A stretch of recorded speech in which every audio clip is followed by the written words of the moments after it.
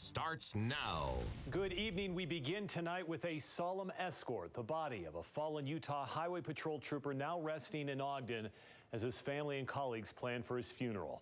His new specialist Andrew Adams found out today marked a very somber duty for the officers. Andrew?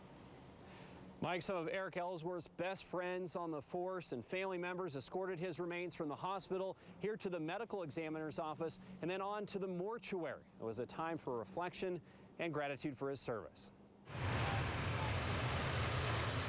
An escort befitting a king. To these troopers, Eric Ellsworth was a king among men. Great individual, a hard worker, very motivated, just a great all-around trooper. A trooper who led by his example and who died while protecting others. He will forever be in our thoughts, our minds, and our prayers, and we will never forget him.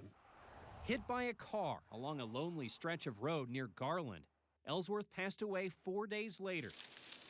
Service was a way of life in his house. He was a second-generation trooper. I can think of numerous occasions where many people would back down, but Eric was never afraid of what he had to do. Ellsworth's sacrifice was evident on the faces of his brothers in arms as his flag-draped remains were wheeled from medical examiner to hearse. Tears flowed as the officers walked away. And you kind of tend to ask why did this happen? How many times have I or another trooper been out on the freeway where we have cars passing us 70, 80 miles an hour, where we could get hit? These troopers' solemn duty to carry Ellsworth's body to the mortuary with nobility. The nobility with which Ellsworth lived his life. The nobility with which he saluted in death. See, it's a huge honor. It's a huge honor to be a part of it, and he's just going to be extremely missed.